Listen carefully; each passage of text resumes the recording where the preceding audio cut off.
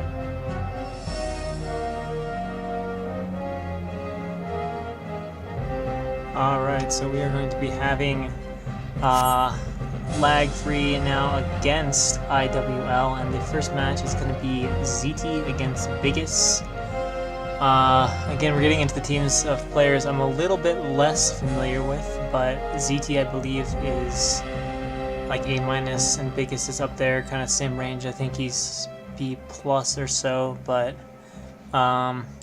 both players fairly strong. It's on Oxide, of course, which is a fairly, as we've talked about already, a fairly Terran-favored map, or so it seems from the complaints of players. I don't actually know how Terrans have said they feel about it, but Mech has been pretty strong on this map so far, causing a lot of grief for players. Protoss is saying that they have a hard time finding the angles, possibly similar to with Zerg. Although, that said, I've still seen a decent number of Zerg wins on this map, so we'll just have to see what the players have in store for us today as we go into game 1, spawning in the top position as the purple Zerg. We have LagFree ZT, and in the bottom right hand corner as the yellow Terran we have iWL's Biggest.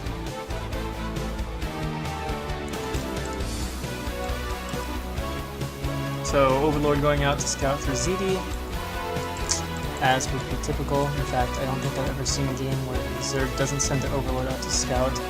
I don't think there would ever even be a reason why you do that, why you wouldn't scout with your Overlord. Unless there's some map where there's like nowhere safe to put it, but I don't think that is the case on any modern map, as almost every map has a cliff over the natural. That the Overlord can be safely positioned at. So, as far as builds go, both players just getting SCVs. We're going to see Depot here from Biggest. Interesting position for the depot, not in one of the traditional mannering positions to make like more efficient worker spawns or more efficient mining or more efficient gas mining or whatever. And Overlord is on the way for ZD. Minerals accruing. We'll have to see if he drops Overpool or if he's just going to go for 12 hatch.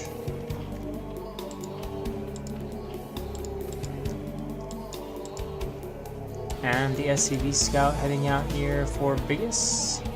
Going up over the bridge route, not going through the low ground center route. And ZD is indeed going to make 12 hatch. So out goes the drone. Barracks is down here for Biggest. And perfectly timed there by ZD, can drop the hatch right at 300 minerals. And the SCV now marching on in for Biggest. We'll get the look at standard looking stuff here from ZD. We see Biggest is not grabbing gas, so we're not going to see any like super fast mech or anything like that. And the pull down like usual.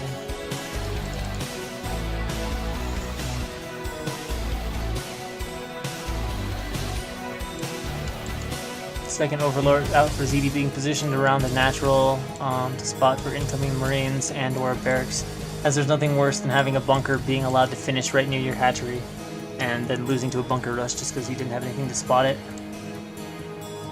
And it looks like ZD is going to send out a drone scout, but it's not a 12 drone scout. It's a bit later than that, so that's interesting. Perhaps he just wants to confirm the command center, but his Overlord is going to be there at really a very similar timing. So I find that a bit interesting. I wonder if there's going to be some ulterior motive to this drone, or if it's really just going to pop in here, check the command center, and leave. Because it arrived at the same time as the Overlord. It's going to harass the SCV building a supply depot there. But again, I guess he's going to send it home? No, he's going to harass a little more. Trying to be as annoying as possible, but there's a Marine out now, and he reacts, and it is going to go home. So we got a little drone transfer, one drone, the SCV finally dying here in the base. And gas now going out for ZD.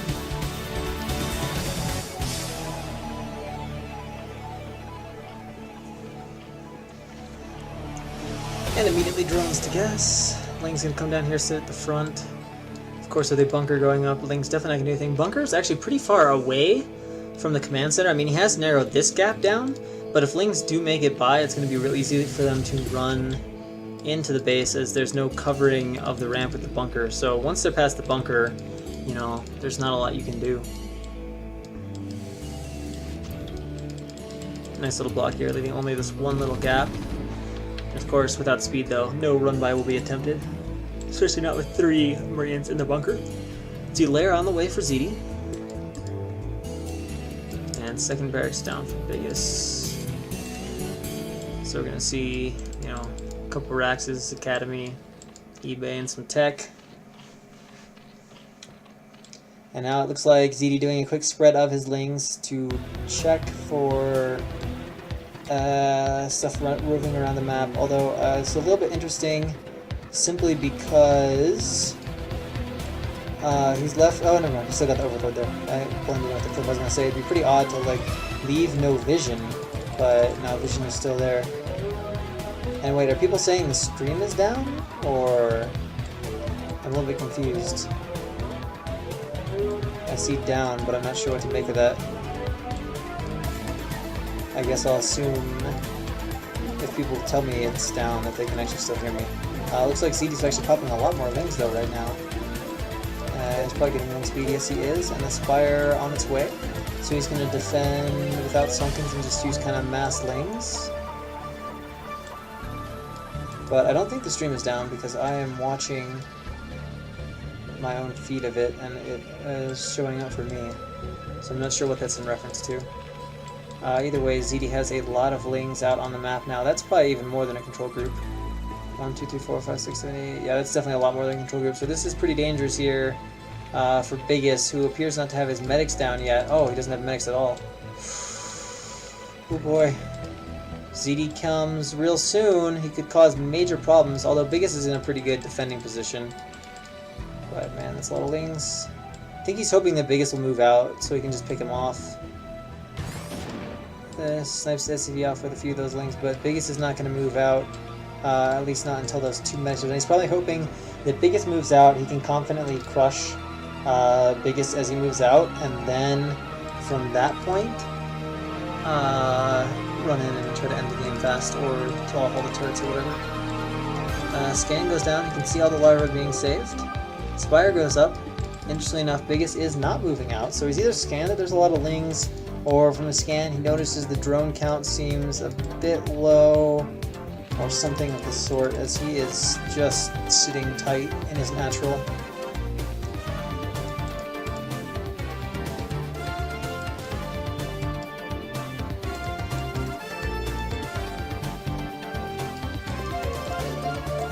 Well, it looks like he won't be going anywhere until Muta's are out, which they are now. He's going to go 2 barracks into tech, getting a second missile turret there, covering his barracks. Already has 2 up over there in the main, and has 4 up in the natural. I don't particularly love this turret position. Oh, here comes the run by with the lings, and the bunker goes down immediately, and tons more lings moving in, but Biggest neatly at the ramp there, and that probably scared the heck out of him, but he's going to be safe. He's nice and all bundled up now. And he doesn't lose too many more Marines before the Muta come in, which now are flying around, harassing at the turrets, and being very aggressive with this Muta for 3-hatch Muta is ZD. And of course Biggest has to be very careful. Here comes the huge ling run by again, but again the Marines are nicely positioned at the ramp, able to keep these lings out, but the lings are going to start attacking here a little bit in the natural. Unfortunately, on a move they will prioritize the Marines, but he is killing a few of the turrets in the natural now, manually targeting those down, trying to open up a hole to work. Some very aggressive play by ZD. But it really doesn't do that much in the end, and Biggest defends it fairly easily. Muta do fly back into the main, are finally picking off these turrets over the barracks, and the one concern here is that Biggest has, with only 2 barracks, he cannot reproduce his Marines very fast, so if he loses them, could be a bit of an issue, but nice aggro there from ZD getting rid of most of the turrets. Unfortunately, they can be rebuilt pretty fast.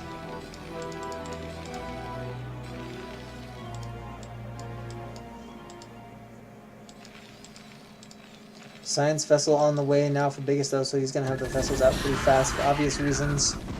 And as Muta's still trying to do damage, ZD being very insistent on damage despite the fact that, again, he's on 3 bases. He doesn't have to be amazingly aggressive in these situations.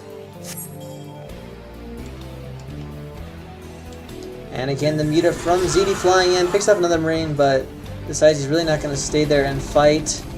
Gotta be careful though, almost lets the Marines, or the Mutas in range to where the Marines can kill him. Looks like some more lings coming up here from ZD, who is keeping a lot on the map at all times. And that looks to be the method he wants to use to deal with Biggest moving out, is this Marine with a large Muta ling flank. SCV being sent out here by Biggest. Muta picking up the Marine, and now going for the bunker. And a Radiate goes down on the Muta. Muta being split out. There we go, gets out pretty quickly. And still a lot of Muta left. Sometimes you see players, if they react quickly, they try to put the Muta over the Marines to like irradiate them down further. Although, of course, unless the Marines are in hold position, the speed with which they kill one Muta is obviously super fast.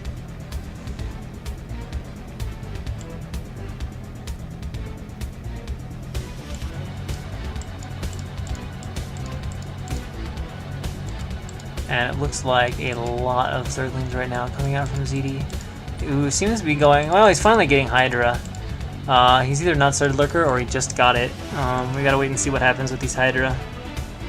But for the moment, they're just kind of there chilling. I think he's waiting for a little more supplies. He's C7, and now Biggest is moving out with his Marine Medic Vessel Army. It seems like from the lack of add-on and the fact, oh, he finally got an add-on, but it seems like he might be going SK Terran for a while right now. And okay, we can see there are the Lurkers out. Gets rid of all the Muta really easily, and now just has to deal with these Lurker here. It looks like 6 barracks going up, and yeah, we're going to see SK Terran as he is floating that second starport over, getting a control tower. No vessel being made at the moment though.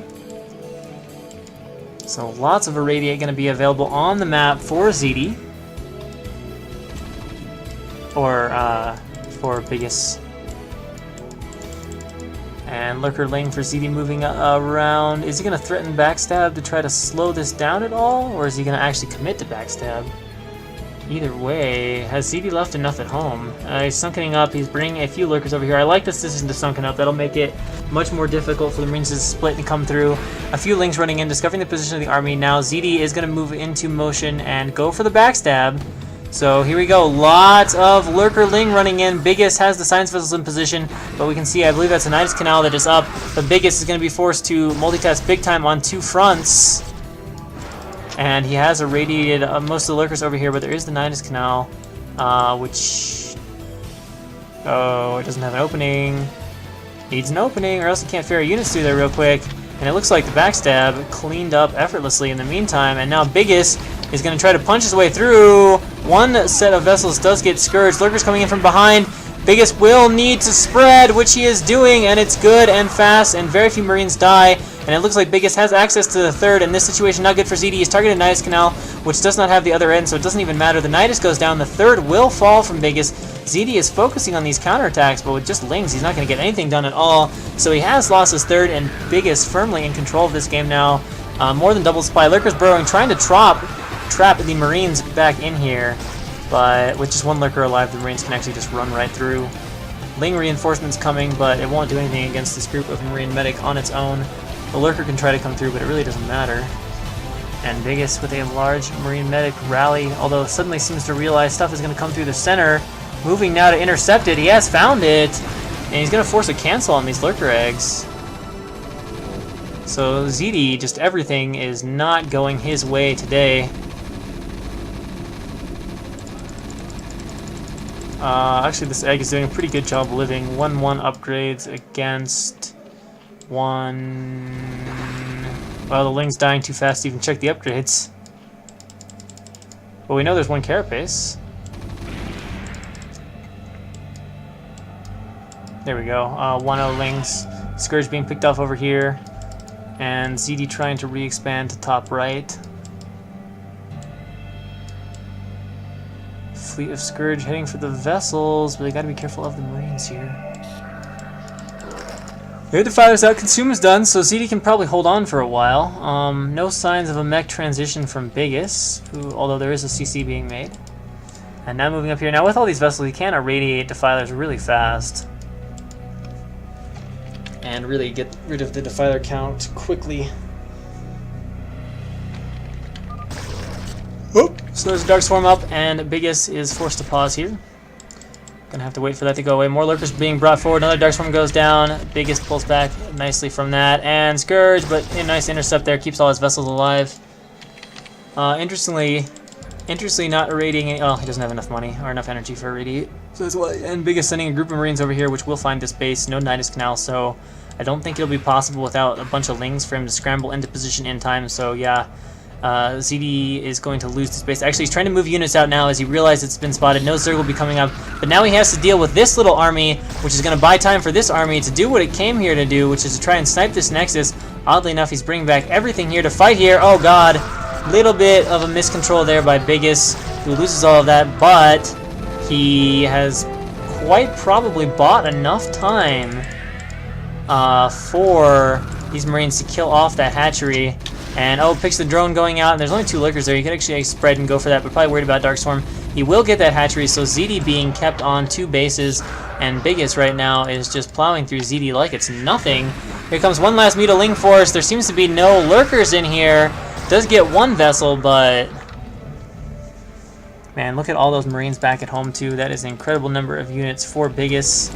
And of course, ZD is only on 2 bases. Biggest has landed this way... is that... That can't be on center. It's got to be like over here. And ZD moves forward aggressively with the Lurkers, which I don't understand, as it's just resulting in the deaths of more Lurkers. And now there's only 2 Lurkers here. And here we go. Biggest moves up. He's going for it. Some of these Marines are going to die because they don't have meta killing. Actually, never mind. All the Lurkers are dead.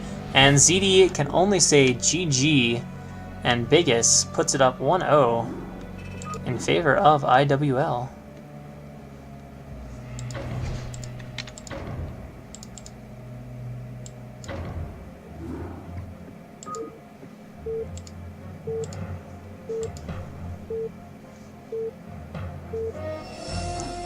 important win there by Biggest. Off to a good start here.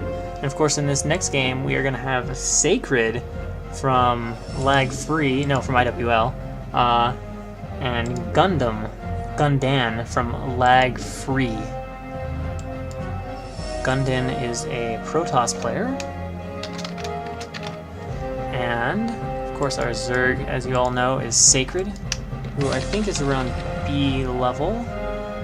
And I don't know anything about Gundan at all, to be honest. I don't even know how many matches he's played. So really no idea what to expect here in this game. Just gonna have to see how good Gundan is as a Protoss, I guess. Yeah, I don't know. I mean, Sacred isn't super strong comparatively in the context of this league, but again, we just don't know about Gundan. All we know is he's from LagFree, so he's from South America. So we could see aggressive builds. It's certainly a possibility. And of course, the map is Coliseum, a map you guys should well know by this point in time. It's been used in Brood War since 2009. It has the in-base main with gas. You can get a third pretty easily, and if you get the third, you've got like high ground defense for it. So it's pretty easy to get and hold 3 bases. But then after that, kind of becomes any man's game. It has the creep and stuff outside of the base as well. It can be used in matches like this. So we will be starting and spawning in the bottom left-hand position as the purple Protoss. We have Gundan, and in the top position as the white Zerg, we have Sacred. So let's get a look here at Gundan's play and see how he matches up against Sacred.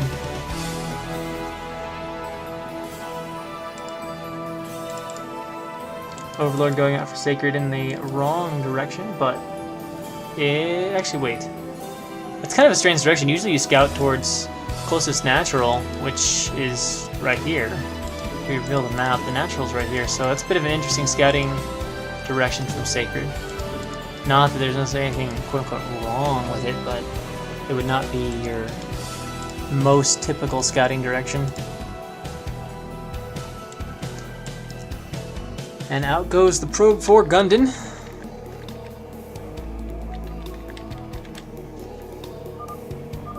Saying pause, hopefully the replay won't be all freaked out. And that is... oh, never mind, it's after pylon. Forge here for Gundan, yes, and then gateway here, and then he'll have a little 1 or 2 hex gap, so a nice little wall here from Gundan. Who's already getting a nice look at Sacred's base. You can see he's going to 12 hatch, but he'll be able to be annoying and block that, slowing down the 12 hatch as much as possible.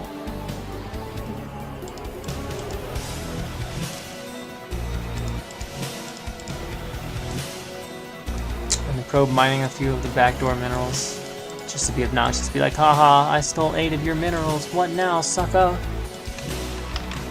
Nothing you can do to stop me. Alright, so now here comes the drone to make the hatchery. Getting a lot of nice free shots off though with moving shot, although Gun is just like, pylon, no hatch for you. But Sacred moves quickly and just gonna take the hatch at third as his natural hatch. And on a map like this, that's really totally fine. I mean, it's totally fine on any map, but this is a nice, easy to defend third. Puts himself on the high ground here to defend it, and yeah, you've got this entrance, but that's not hard to defend either, as it's a narrow, tight entrance. We can see he's getting 2 cannons before gateway. I don't think he has to get 2, especially since, well, it is 6-lings, but Zerg, of course, making a faster pool because the hatch was pylon, but I don't think that was enough to necessitate 2 cannons before gateway. But either way, Gundan will be very safe and should be saving up. He has got enough money for his Nexus now. Probe is in place. Nexus goes down for Gundan. And he can now make his gateway. He makes the second pylon first before gateway, so he's going to have pretty slow tech. Gateway is really not going to be made fast. I mean, 2 cannons, pylon, and what the... That may or may not be tight. And this is a massive gap, so this is a pretty weird wall here from Gundin. Which does make me wonder about his skill level a little bit. I mean, sometimes you see good foreigners with bad walls, but I'm a little unsure. I'm a little unsure right now, as that is pretty strange form of walling. See more overlords on the way, and the Lings are just kind of chilling here. Probe's still alive, still scouting around though, so it's doing a good job there. See if it can survive these Lings, or if it just runs away out the small ramp. Yeah, that's what it's gonna do.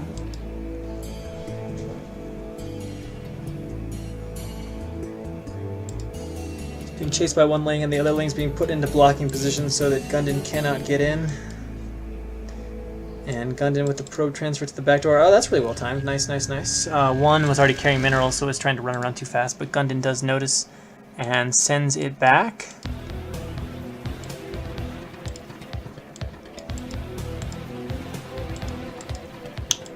And finally we can see the gas and core going up. Timing isn't terribly slow, but the core is 10 to 15 seconds slower perhaps than normal, you could say. And there's the Stargate, because normally you can have this about 4:30 and Gundin has it about 4:45-ish. But if we compare the Spire timing, we can see the layer's not even done yet, so of course there's definitely going to get a few kills here. Zealot's attacking off the creep colony here, doesn't want to get some kind of weird contain. So he's going to cut off that creep link and get the creep to vanish, which vanishes really fast. Wow. So that is now gone, and of course the main reason that's there is so that Zerg could have a way to put creeps up to defend the main base if he needed to. As, you know, eventually you can creep here at the top, but you have to have this base done and the creep spread, so they needed some way to have emergency defense if required.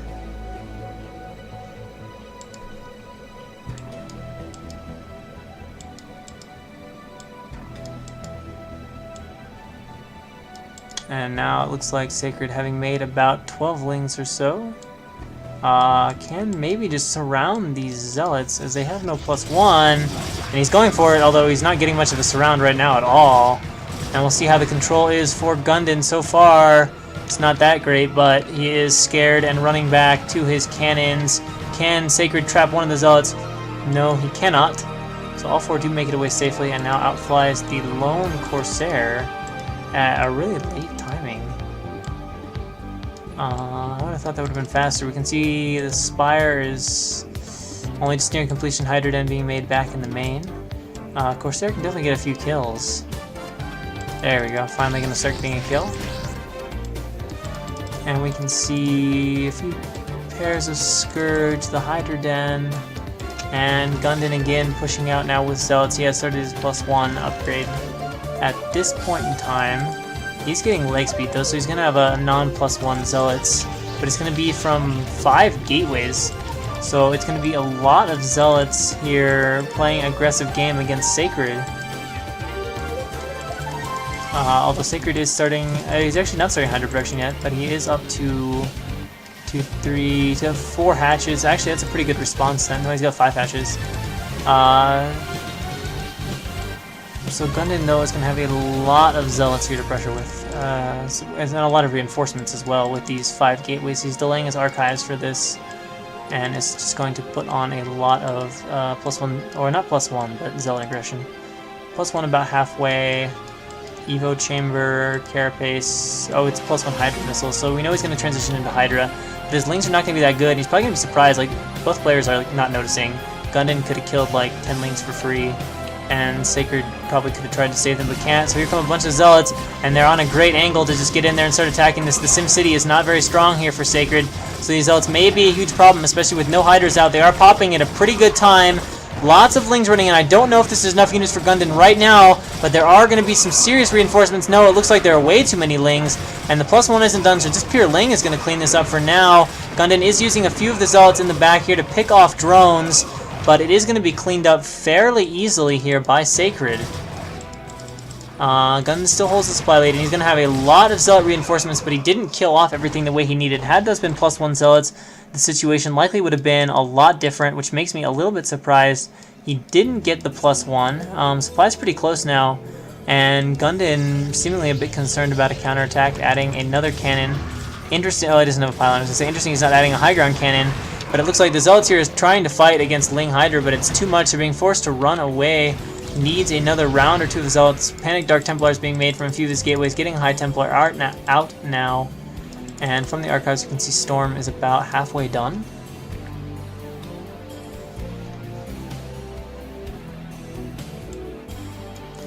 And more Hydras pouring out.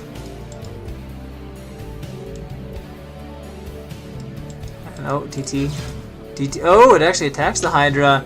And Sacred says YOLO and goes for it. But there's not that much defense at the front, and if Sacred breaks through, it's going to cause a lot of problems here for Gundam, as it's going to take his Templar a while to get enough energy, and he's just going for it right at the front. Overlord's coming down very slowly, I think. I think one of these dots might be an Overlord. Yeah, but very slowly.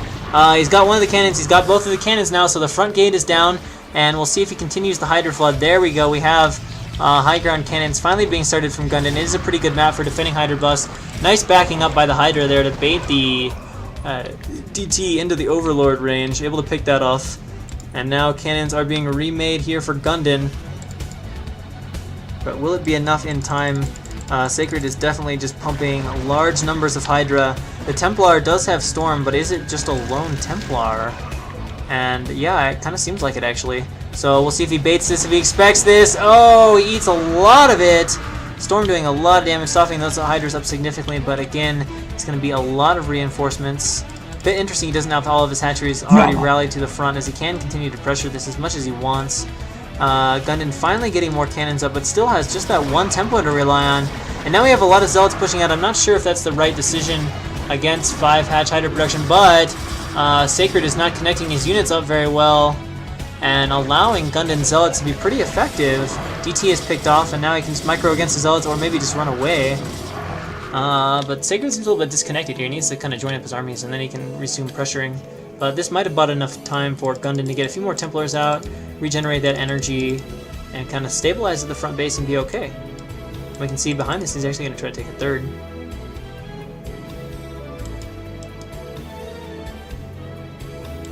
I really thought that Sacred could have bust through there, but again, it just seems like the reinforcements weren't quite fast enough.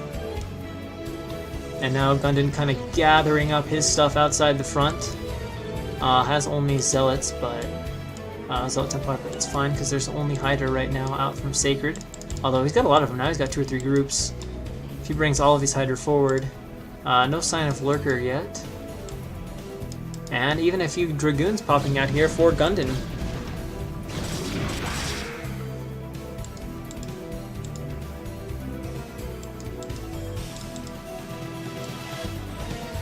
So here we go, Gundam Army moving out into the center of the map. I guess still finding the stray Overlords, which unfortunately are still slow. Speed, in fact, is not even being researched. So these are going to be slow Overlords for a very long time.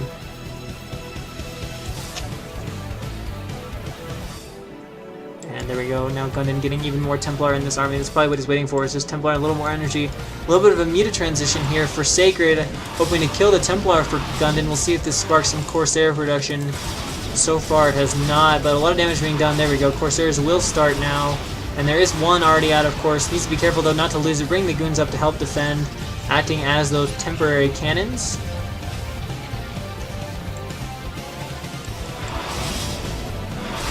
And the Meta again continue to pick off probes. This is one Corsair though, so they don't have to be all that terrified of it, but I don't think he knows or realized yet. But now he realizes one Corsair, and a little bit careless there by Gundam, losing just the single Corsair by itself. But now the goons are helping to defend. There is a Templar there, but the Meta count not super high, although he does pick off one Templar, no problem.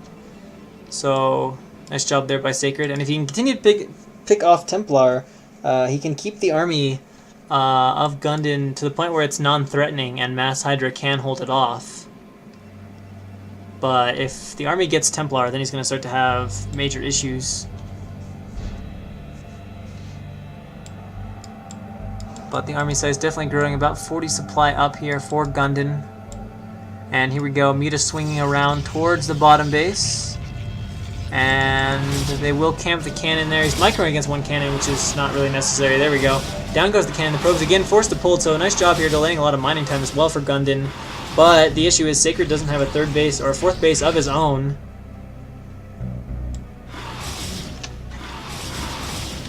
And Muta's getting even more probe kills though, so a lot of economic damage happening right now in the base of Gundin, and the stair count not super high yet. And it looks like perhaps Gundin is ready to commit to moving out on the map now. Feels like he has enough units. Yeah, moving some stuff up in the middle, and now it looks like also moving the rest of his army up into the middle of the map. And whoa, Sacred running out here with a lot of links right into these Zealots and General Army of Gundin. There's sort of action on all sides. Muta flying over the Templar, and these Zealots attacking over here at the third base. We've got a lot of Hydra being macroed, but there aren't any Lurkers behind this to support it. Lots of links coming up. Storm goes down. Hydra have nowhere to run, so they just eat that Storm to the face, and it does quite a bit of damage. And Storm getting most of the lings as well. So the question is, can Gundin make up on the high ground? Here's the Lurkers coming in the back way. Where's the Obs? Apparently it's not in sight. There's this one Lurker being annoying, but all the goons at the front are being cleaned up, and Sacred is actually holding off Gundin's attack for the time being, but still a lot of units left. Gundin forcing them up onto the high ground now. Storm going off on some of the drones. Lurkerling pouring in from the other sides. They are not Hivelings yet, but I think it's going to be just enough lings popping that they will clean most of this up, and Gundin here is going to be forced back by numerous lings. Another Storm goes down though. We'll pick off a lot of the remaining lings, but I don't think it's enough. But Gundin had his army brutally beaten back, but still has a very large supply lead on Sacred, since Sacred is stuck on 3 bases himself against Gundin's 3. Hive just now finishing. We'll see, there we go, the crackling upgrade starting quickly, which he will need to hold more of these attacks, given Gundin's 3-base gas-heavy production. And now Sacred coming down with a bunch of lings. Perhaps just wanting to snipe Templar and stray goons, but Zealot reinforcements coming out right now. Upgrades definitely in favor of Gundin. 1-1 against 1-0 or 0-1 only for the Zerg. And the lings unable to kill only, or are able to kill only 1 Dragoon there.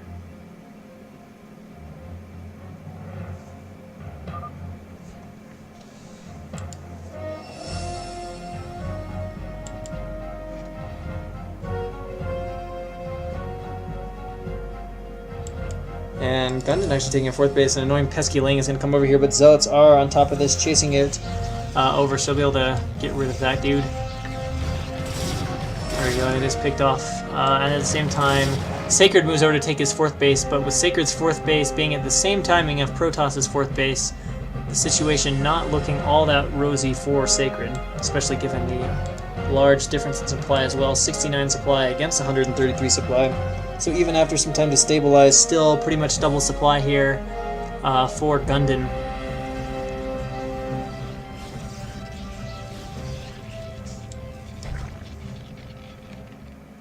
And a cancel forced on this hatchery, so even worse, Sacred kind of blocked onto just 3 bases.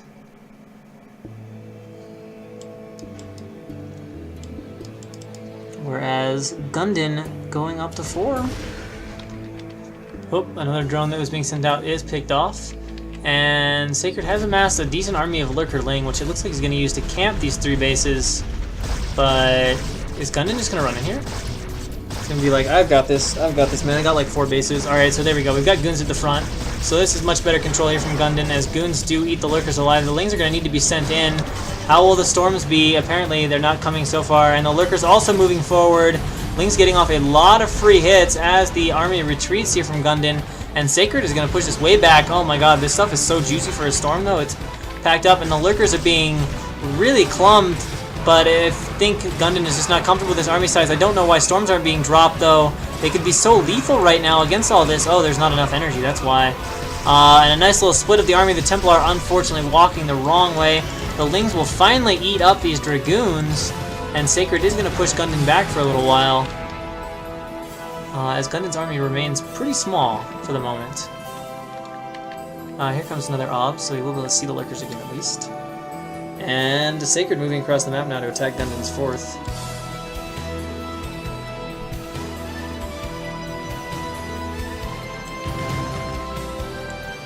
And it is a pretty large army. Oh, there's no Templar there. This is actually a bit of a concern. He needs to like try to wall this off. Goon's trying to go up the ramp, but the high ground cannons are really strong. A lot of the Lings are dying, and if all the Lings die, I don't think the Lurkers themselves can break it, especially with the army of Gundam coming up from the other side. And it looks like Sacred realizes he's trying to leave, but as he does, Gundam's army arrives and is like, we're not sure you're going to actually leave this place. It's going to be sort of your graveyard. Lurkers burrowing again. Storm going down on clumped Lurkers. So Storm getting way unnecessary number of kills, probably 4 or 5 Lurkers dying to just that single Storm. And Gundam retains his 4 bases. Has started to mine out a little bit. Sacred, on the other hand, is not. It's one of the advantages of Zerg, is they do generally mine out slower because you spread your stuff amongst the bases a bit faster, and generally don't have quite as many workers to begin with.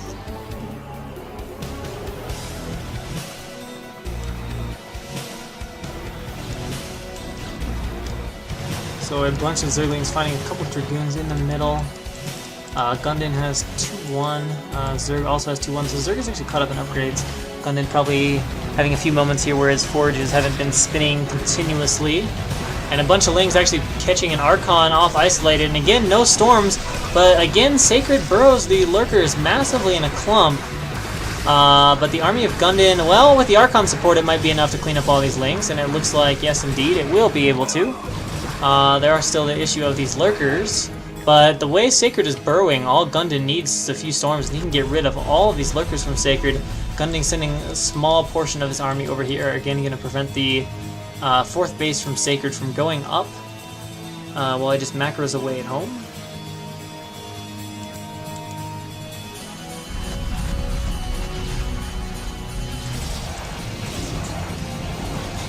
And yeah, down goes that hatch. 3 Archons up there, way too much for any Lings to deal with. And Sacred is deciding to press the attack. I don't know what the fuck this is from the Lurkers, man.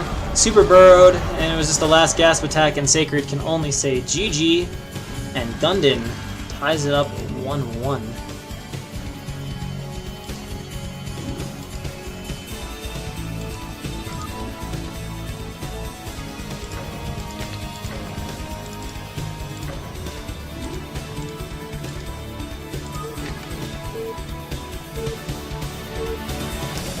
So yeah, I don't know, Gundam just absolutely outplayed Sacred in that game.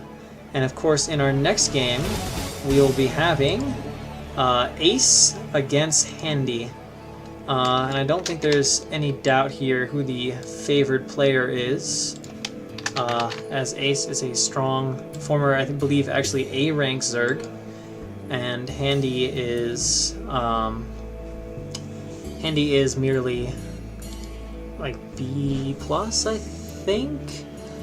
And Ace also recently had a pretty good run in IC Cup Clan League individual tournament. I don't think he beat Ziki, but he got like a walkover Ziki over Ziki, and then he won like another 4 or 5 games, and I don't know, he's just playing pretty good. He didn't have to face any like super crazy Koreans, but he showed, you know, good results there.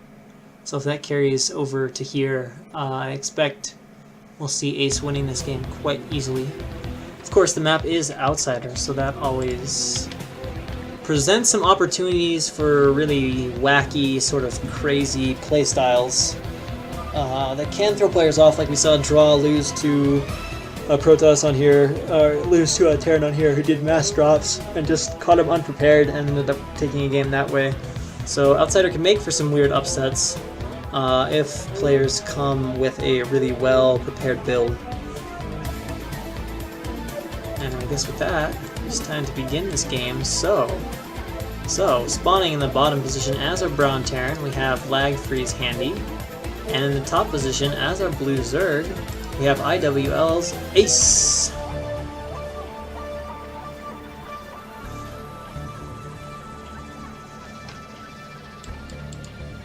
So we got, obviously, drones, SVs, not much to say here about the beginning of the game, especially since we've covered the players.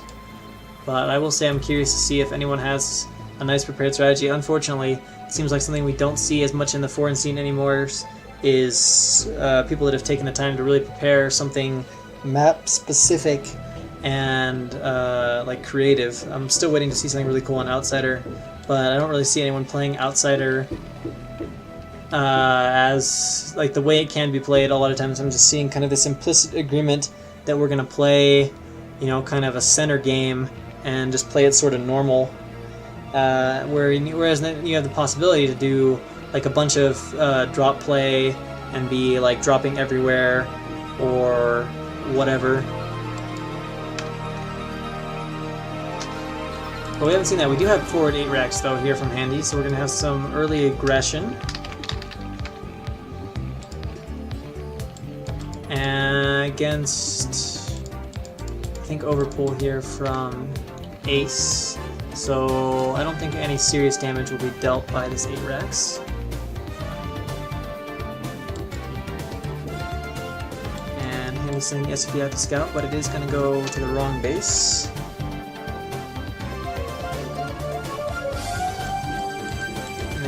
Time. We'll just have to wait and see here how many Lings Ace is going to save up. It looks like he might save up for all 3. In fact, that does look like what he's doing. We haven't seen the traditional Guardian play too that was common in Pro League on this map.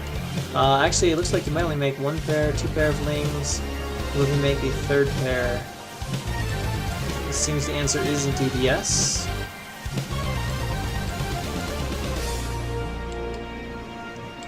Hatchery, of course, is placed now. And the Lings start popping here for Ace. And Handy being smart, oh, is he actually scouted? Brown is so hard to see. Looks like that might be an SCV over here, hidden by the overlay. Yeah, so he has scouted, which is why he's keeping his Marines back at home. Just getting a bunker up so he can be safe against this and not die to anything from Ace. And Ace pokes in here for a sec, but is he going to commit to this? Is he going to go for it? No, the bunker's up now. So Ace won't be able to do anything with that. We can see the 3rd hatchery is down for Ace. Handy's seeing all of this. Of course, the gas mining is... actually, gas just started. Oh, Ace goes for it. 1 Ling is by, 2 Ling is by, just 2 Ling is by. 2 Lings are by. So mostly just going to scout and be annoying. Might get an SCV kill if Handy's a bit careless, but there's plenty of Marines to defend. Did he pull all of his Marines from the bunker? Okay, I don't like that. Sometimes Zerg will do that to trick you, and oh! Ace has tricked himself. But yeah, some Zergs will do that. They'll run a few by, and then if you pull everything, they just like run in with massling, and you're like, oh. Shit. That's not what I had in mind. Ooh, wait. Only just now started mining gas, never mind. Lair should be a little bit slow for Ace then.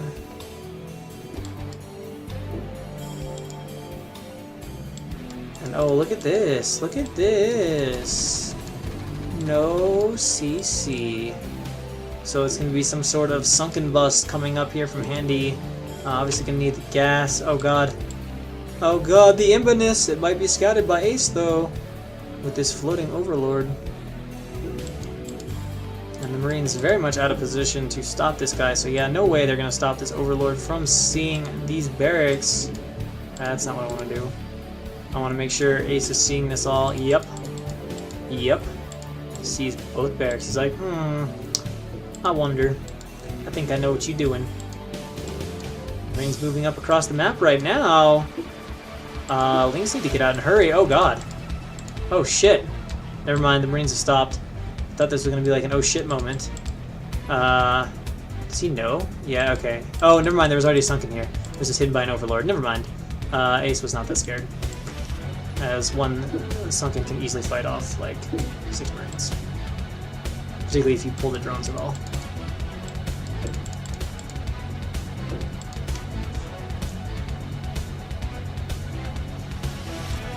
So a few more Lings have popped for Ace, who is going to get speed. He's got his lair done. He's getting the 2nd creep colony. And I think he's just going to come down here and sort of feel out what appears to be in Handy's army right now. Got the Raxus done. We're getting stim. And 3 medics done as well. It's also quite possible if Handy wasn't paying really close attention, he may not know this has been spotted yet. We've got the Spire on the way. Lings are going to run in here for Ace, and they're finding a lot of Marines without medics, and a bunch of kills, so nice job from Ace there, and only loses a few Lings in the process. So definitely thins out the number of Marine Medic here. And of course, Handy's still without an expansion.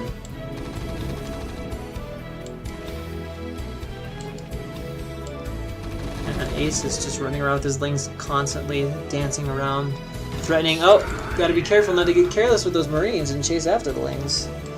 Too far. He's actually gonna stall long enough that he might even have Muta out.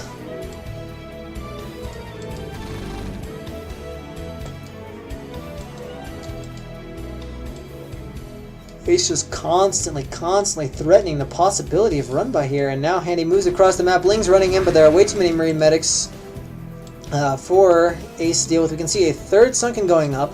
The Lings are going to be kept close, and there is a lot here, so when the army commits, the Lings can definitely run in from the backside and do quite a bit of damage. And here we go. Handy's about to go for it. He's attacking the gas. He is not stimmed and committed to it yet. I think he's trying to bait the Lings. Really wants to get rid of those before he goes for it. And knowing that they're a threat.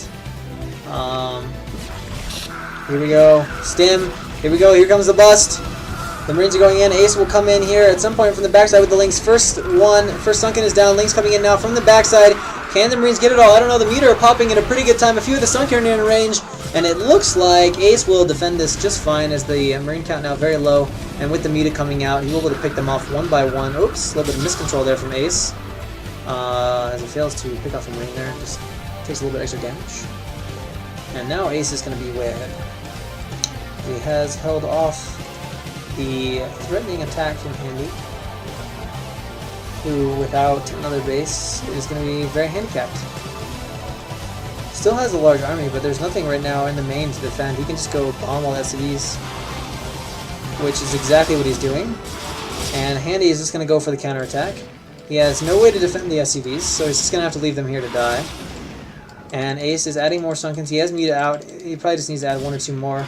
But Handy's going to have 0 eco at this point.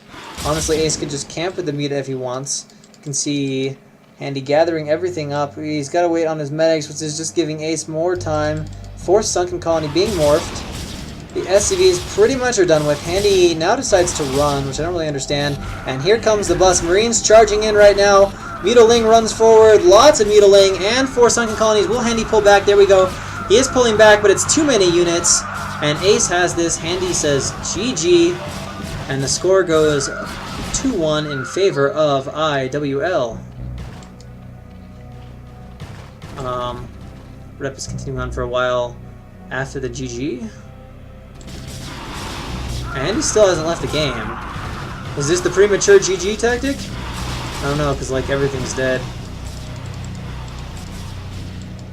I don't know what to say, but I think we can safely say that Ace has won this game.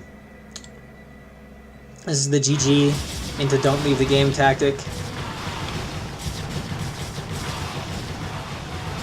Stuff is still moving around, so Handy is still in this game. I don't know why this goes on.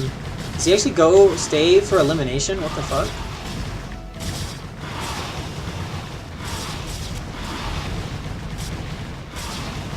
That's pretty weird. A little bit of BM here by Handy. Is he going to leave right before elimination, or will he actually be... Wow.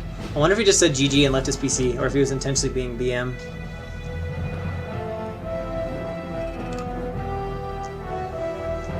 You don't usually see a player get eliminated very often, especially after GGing. So we're going to be going into set 4.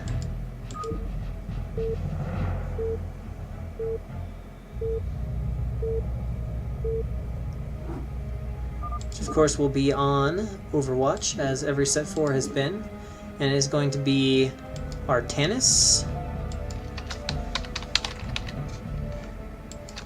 And he is going to be playing against none other than Wapul. So it is going to be a PvP.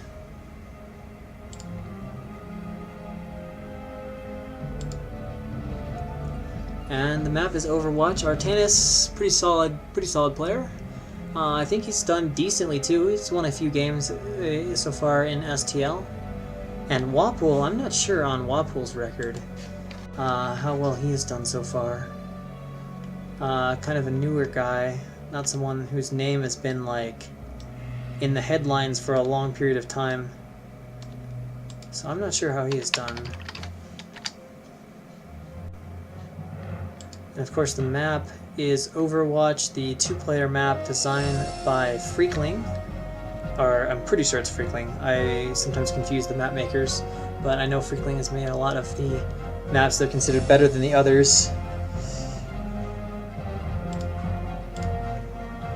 And again, it's another mirror. Protoss being sent out. There's been a lot of Protoss. A lot of Protoss, a lot of Zergs, not that many Terrans. We did see a Terran play on this map. I'm trying to think of who it was. I think it was last week, and they did win. But it might have been a bit of a mismatch in skill. It looks like Wapu is 1-1. And yeah, so 1-1. Artanis has won a few games as well in the Clan League. So I'm curious to see how this match will play out, because Wapu to me is still a bit of an unknown as a caster. So spawning in the top right-hand corner on Overwatch as the red Protoss, we have Artanis. And in the bottom position, as the teal Protoss, we have Wapu.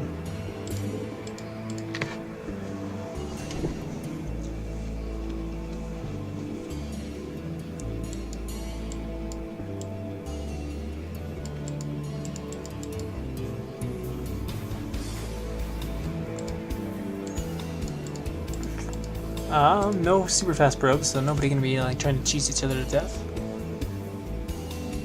Artanis, from what I remember, has played mostly standard games. I'm trying to think of what Wapu's games were. I don't even remember what he's played. Looks like he's played a PvT and a PvZ, and that is it. He has played exclusively on Overwatch, and he beat Andre and lost to Michael. So, I don't know. Dre to Dre is okay, and Michael's pretty good, so that seems reasonable. And it is going to be a pretty fast pylon scout here for Wapu. Artanis is going to scout till Gateway or later. Probably after Gateway. No, actually. So we're going to have a pretty late scout from Artanis.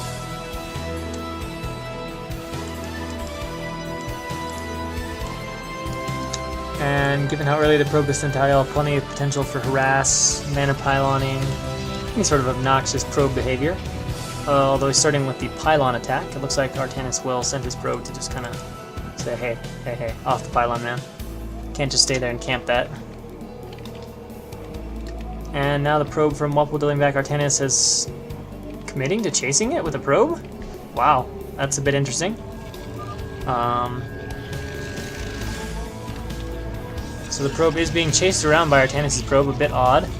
And Artanis now scouting after his core, so fairly late scout by PvP standards. And Artanis, yeah, leaving this probe to chase, that's really odd. Both players are getting core first before Zealot, although, well, I was going to say both players are, but it seems that Wapu may not be making a Zealot. And it looks like, oh, no, Artanis is, what the fuck? Oh, okay. I was like, please tell me this is not a 2-probe chase. That would really be making me lose my mind. Okay, so it's going to be just no Zealot here for Wapu, so Wapu's going to have a pretty fast Dragoon. Should be starting right about now. It is a bit faster than Artanis's, although not by much. And now there's a Zealot out, so finally a probe has been pulled to not chase the probe. So the Zealot will begin his workout, and he will chase the probe for a little bit until his buddy Dragoon can come out and finish the task for him. Range on the way for both players, and pylons coming up.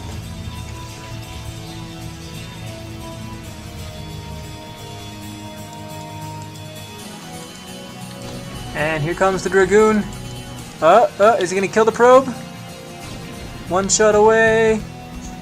It's gonna try to get away. Looks like it will just barely get away. And Wapu is gonna try to double back and get in, but it's not gonna work because Artanis' Dragoon is going to see it. And Wapu's like, oh, I gotta run away.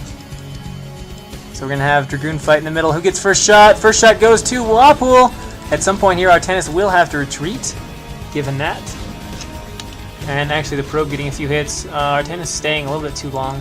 Wapol not willing to go further, knowing that the second goon could be out. We can see second gateway for Artanis, second gateway for Wapol as well. And a robotics goes down here for Wapol at 29. And a third gateway from Artanis. I thought he might do that because of his late scout. It appears he is not getting the robo though. So he's going to have his 3 Dragoons very fast. Thankfully for him, there is no sign of a Citadel here from Wapol, or we would be seeing a very, very short game.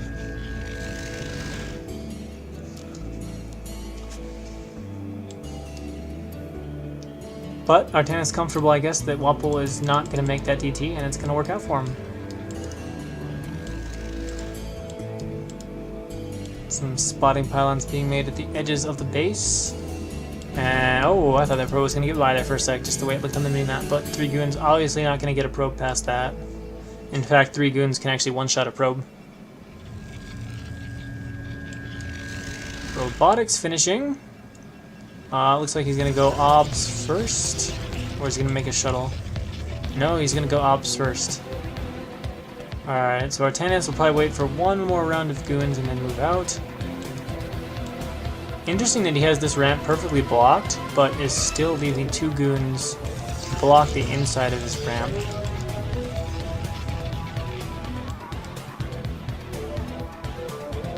And Wapol kind of going up the back way. Well, he wouldn't want to come over the bridges, so that makes sense. This might trick Wapol, though, into engaging too soon, as Artanis is now going to have goon numbers, and he's just probably going to go for it, because he does have way more numbers. Surprising Artanis not moving forward that fast. Will he pick off a second goon of Wapol? Yes, he should get this guy who strays away from the rest of his buddies. And it looks like Artanis is not ready to move out yet. The Ops pops out for Wapol, who is apparently only going 2 gate Obs against the 3 gates here from Artanis, who I think is going to move out fairly soon, right? I mean, he's got to, man.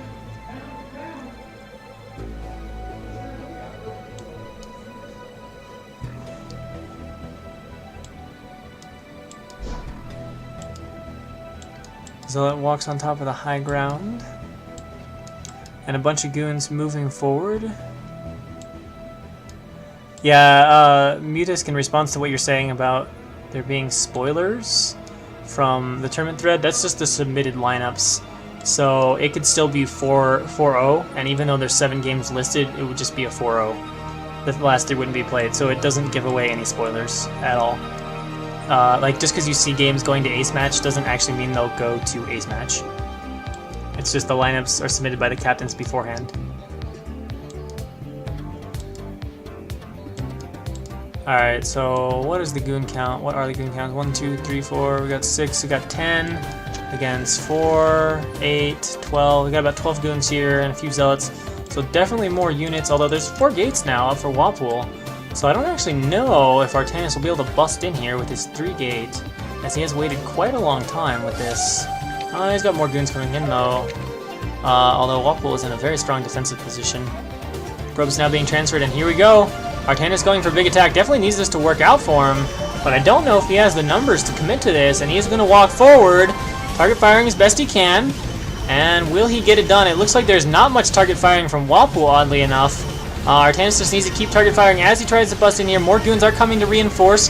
It is 5-on-4 right now, make that 5-on-5, although here comes another goon for Artanis. It's kind of slow motion battle, and now Wapol is going to be forced to retreat, so Artanis will get a little bit of damage done. But all Wapol has to do is live here. Probes are pulled now to help defend. And one is going to get trapped. That's a bit unfortunate. And Artanis is going to be pushed back here. Probe is being pulled way far off the line here to help defend this attack. And another goon is trapped. And now the goon advantage favors Wapol. I think we'll see the probes returning here at home in just a sec. There we go. And now Wapol is going to be at a really overwhelming advantage. Supply-wise, it's 51 to 37, so that's already reflected, but the bigger deal is, of course, the economic advantage that Wapol is at, and he's on 4 gates to the 3 of Artanis. And Artanis only just now starting his Nexus, whereas 100 minerals, 50 to 100 minerals have already been mined here.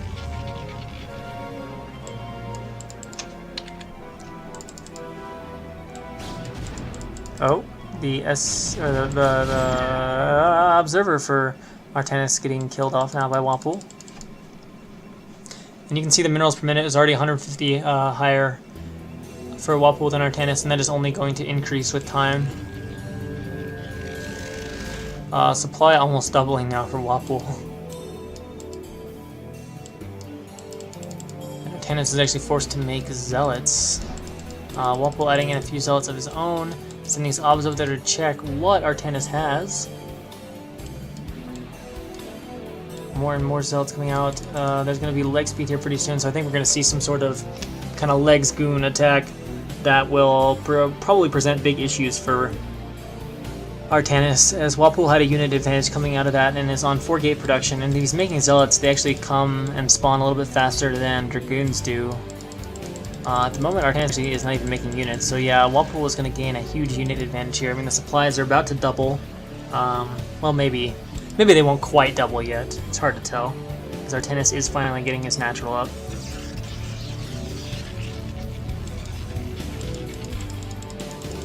Still hasn't made units though, so this has been a long cycle without units as opposed to constant units here from Wapul. Immediately starting zealots in all those gateways very nicely.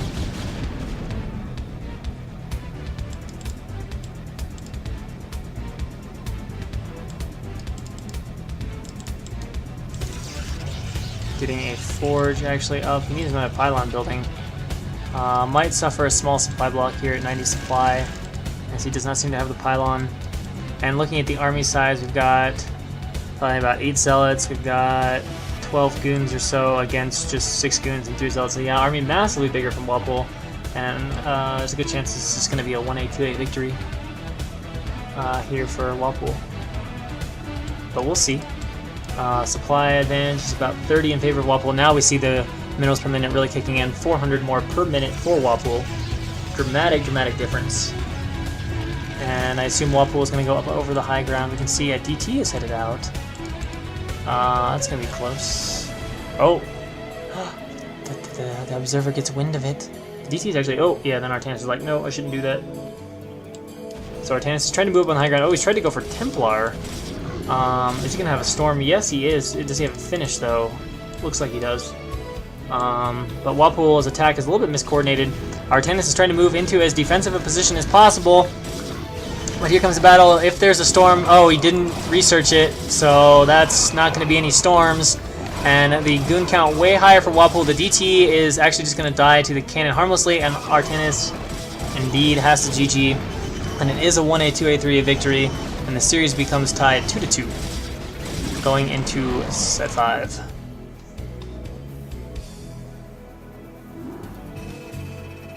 So yeah, I don't know.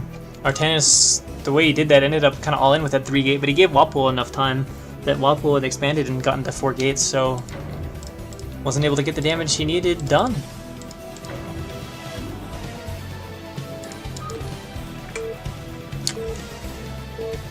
So we'll have to see who we have up next. Series tied 2-2, very tightly contested at the moment, and it looks like we're going to have Castro against Finito. Castro, of course, old school good Zerg, was like A- or something like that back in TSL 2 days, and Finito is a Zerg himself, and I think he's in that general range of B+-ish. So I think if Castro is still at full skill, he would be a little bit favored, but I don't know if we know how strong Castro is.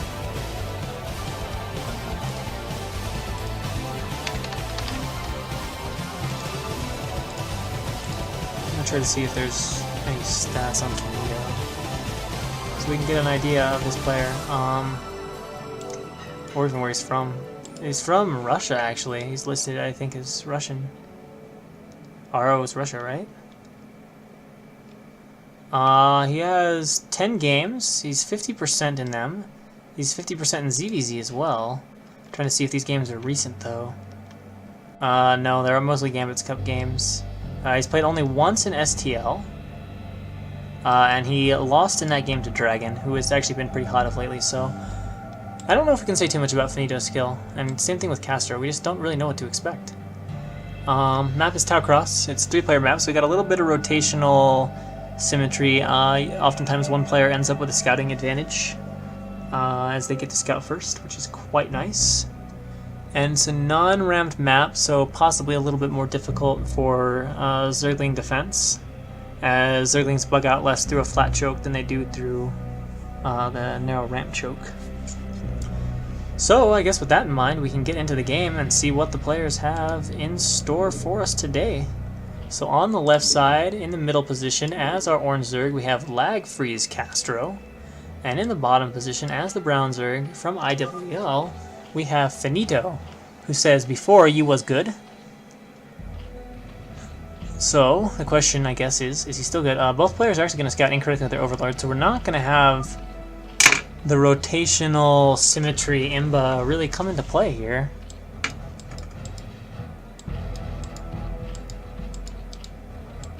So now we'll just have to watch and pay attention closely to the builds of both players. Says, but never ZVZ, with what I believe is meant to be a smiley face. And Caster says, M2, I don't know if that's meant to be me or meant to be me too, or what that's meant to be. Overlord not being made, so it looks like Castro is going to be 9 pulling. Finito, on the other hand, has an Overlord. Finito says, I talk about you. And there is the 9 pull from Castro. And Finito, we're just kind of waiting on to see what is going to happen here. He is saving money, so we might have Overlord. And we get a few more drones, so it's going to be a 12 hatch or 12 pool against a 9 pool gas here for Castro.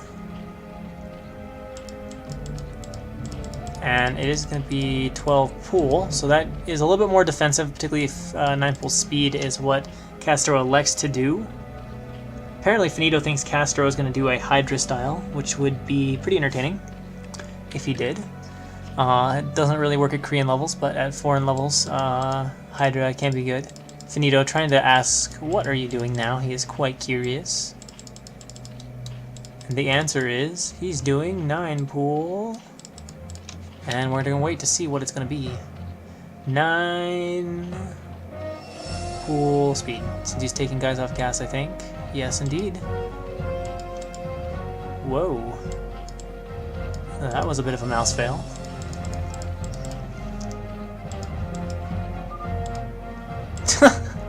Finito is so chatty. Wow. Alright. This is like interview. ZVZ interview style. Alright, so here come the links down from Castro. More are, of course, on the way. And we'll see if he starts his lair immediately with that 100 gas. Yes, he will. So we're going to have quite fast me to follow up as well. And a bunch of lings here popping for Finito. They're going to be out in time. So it's just a matter of not succumbing to the mobility advantage here. Oh, Castro slightly botching it, but almost picks off a ling. And now he will go to work on the hatchery, so now we have to wait and see. Mobility, got a ways to go. The lings are out though. A drone or 2 is pulled off the line for defense for Finito. We need to just wait on reinforcements now. Speed is about to kick in. A lot of damage being done to the hatch. Castro again has very large mobility advantage. He can also come in here, attack the hatch, peel some off, wait for good arcs, see what he can do, but he's just kind of popping in every now and then, going for a quick attack on the hatch. Actually could try for the drones that get out in front. When they are that exposed, it is possible to snipe them off. And now he runs in, but it's not the best angle of engagement for Castro, and Finito holding that off pretty easy. I think he's going to stabilize. Now his second hatch is kicking in, and we just have the lings fainting around at each other constantly, repositioning and repositioning. Castro trying to run in here a few times, but I think Finito is going to be just fine. He is going to have his speed kicking in now. Drones can go to mining, and with 2 hatches of ling production, the aggression phase is likely over for Castro, and he's going to need to throw up that sunken back in his base. Finito moves out now, trying to surround. Castro does react by dropping no sunken. He will need that if Finito continues to make lings and moves across the map. Waiting on the Overlord right now. Yeah, still nothing but lings in production, and Castro actually is not making that sunken colony. So I think if Finito sees this, he's going to come and attack with lings. What? Oh, never mind. Somehow I saw Burrow. I must be taking LSD or something. Alright, yep. And then on cue, he spots there's none of that, and now Caster's like, yeah, maybe I need that, since all the lings are moving out. Oh wow, how smart. Even keeping a few back, knowing that these 3 dudes could be out there. So can he buy enough time? Here we go, Finito charging in, trying to bait the lings out of Castro. And now the lings are beginning to get a route at which they can get in, but Castro's getting a really efficient engagement. Finito trying to surround, but I don't think it's going to be enough. The Sunken is on its way to morphing. I think it will finish in time. And the Spire is actually in an okay position to be drilled upon too. Finito trying to get as many kills as possible, but the drones have to be pulled now. Actually, a lot of lings are attacking the Sunken colony. And if, with reinforcements arriving, can it be enough? Maybe. Unfortunately, the lings take a quick pause to attack the gas. The Sunken getting lower on health, but there's only 1 or 2 attacking. The drone drilling from Castro, very strong. The lings are so close to getting it, but will it live with the tiniest bit of help? No, it's going to fall. So now the front door is open, but there are not that many lings streaming in. And Muta are on the way, so I think that Castro is going to be okay, although he's taking a little bit of damage there. Gas being attacked, and now the first Muta is out. Big drone drill here from Castro, trying to get rid of these 2 lings. 1 drone goes down in the process. The bigger question here is, what is the status of Finito's Spire? I don't know, he's getting a Spore up here to defend this hatchery, and a Spore here as well.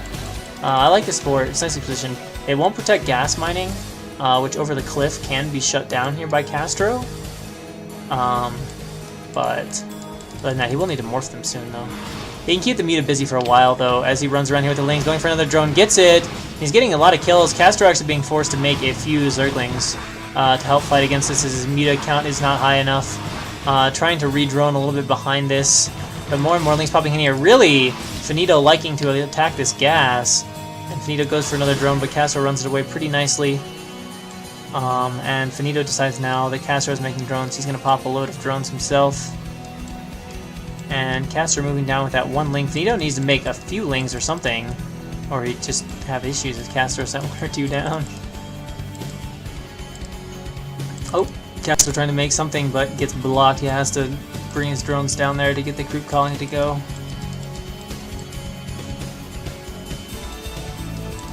And a second creep is being added here near the gas to defend that, which I assume will be a Spore colony as well. But if Finito stabilizes, he's going to be in a pretty strong position, although he's actually behind in supply right now. Some of that supply of Castro is his Mutas. Drone count-wise, they're pretty even, but Finito has access to twice the larva and twice the gas, which can definitely become a problem in the long term. Oh wow, nice timing for these 2 lings to sneak in. But the Sunken's been remade, so never mind. And there's 2 lings there, so that's not going to do anything. And Castro is just kind of re-droning here fairly hard, trying to get his economy back up. Whoa, lings being cancelled. Decides he wants the money back. And his Spire is actually still not even started, so that's really delayed as far as the Spire goes. That's delayed enough, it could present a problem. Castro will be able to expand without any difficulty if he just wants to bring a few Muta at home.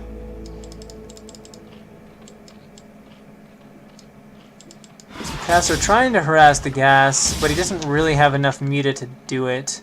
If he had like 12, he could just do that, taking a shot or 2 and harass the gas and be fine. Oh, nice drone run there. That Spire is possibly misplaced.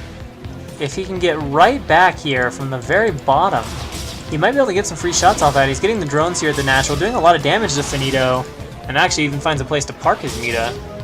And of course the gas, especially with the cliff vision, is very harassable as the Muta count grows here for Castro. He can cause a lot of problems for Finito.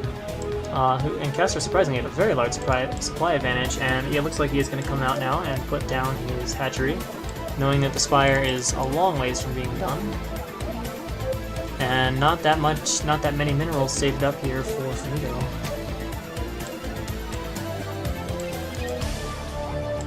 So I think Castro may get himself back in this game quite nicely.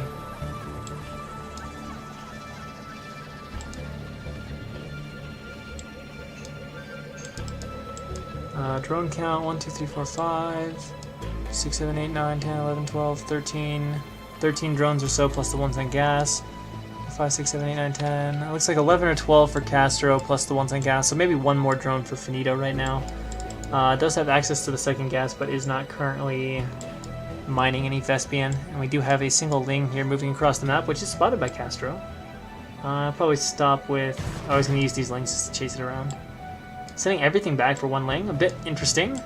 I guess doesn't want to deal with his hatchery being scouted, but can't stop it from happening. And Finito's going to go ahead and leave. So the issue for Finito now is catching back up in the Muta count. I mean, he has more banked gas, but if we look at the amount mined, 38, so 600 more. Finito's only mined 200 more here, so if Castro gets his gas up pretty quick, there's going to be no way for Finito to actually catch up in gas count. And Finito has been forced to spend a lot of it on Scourge and other things, which I think Castro can micro down pretty easily here. And he's going to run in behind the minerals. He can actually get a few shots off at those Scourge if he wants to. Has to gather them up by the Sunken. Here we go. Scourge moving forward. We've got that Muta versus Scourge. Oh, Castro very sloppy there. Losing 2 Muta to Scourge. Moves in behind there. Picks off a drone though, which is going to be really annoying. Castro eating another Scourge, but Finito does not have the Muta count to defend Castro going behind the minerals like that and harassing. And oh, needs to be careful with the spores, but the Ling's running in for... wait, what? I guess that... Oh, I saw Finito Lings. It looked like, but I guess those were Castros? They look brown to me. I guess they were Castros.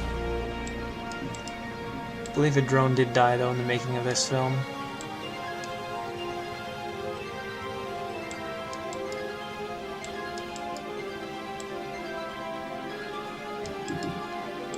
And more Muta coming out for Castro, who has taken his gas now, and is now starting to mine it, so what is the difference? And they're going to stabilize fairly equal in gas. I don't know who actually has more Muta. Supplies have evened up a bit now. And so we're going to go into a really very even mid-game. Castro, oh my god, the Scourge, holy shit. Does Castro have enough Muta though? I don't know, he's eating so many freaking Scourge, what the fuck? Apparently he doesn't need Micro though, because he just won that battle. So Castro unconvincingly at the Muta lead, and with Finito having no way to catch up in Muta count, I think this is going to be a fairly nice situation for Castro. That's one way Finito could get back into it. As he is, oh, well, both are on their way to air carapace. Finito having slightly faster air carapace. Bit interesting, he opted to fight before that kicked in.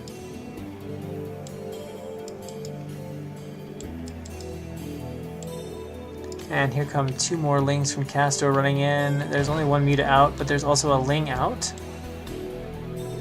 But with the Muta of Finito right there, he will pick those guys off. Can they get a kill? I don't think so. No. And in the meantime, Castro just producing more and more Muta. Has pretty good economy going now, and has a pretty comfortable supply lead. So I think he's at a pretty good place in this game now. You could definitely, at this point, start microing down the natural hatchery gas if you wanted to, but actually Castro just wants to take a third base. Get a third gas. He wants to say, look, Finito, if you want to stay in this game, you got to come to me and stop me from getting this base. Which, oddly enough, Finito is trying to do with his vastly inferior Muta numbers. And oh, it's 2 carapace already. Wow, okay, so Castro's way ahead in the carapace battle. I didn't even pick up on that the first time. So Castro is just at an overwhelming advantage right now. Despite not microing against Scourge, I just don't think there's anything Finito can do now.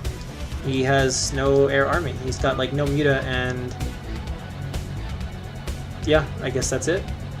Castro is going to put LagFree up 3-2.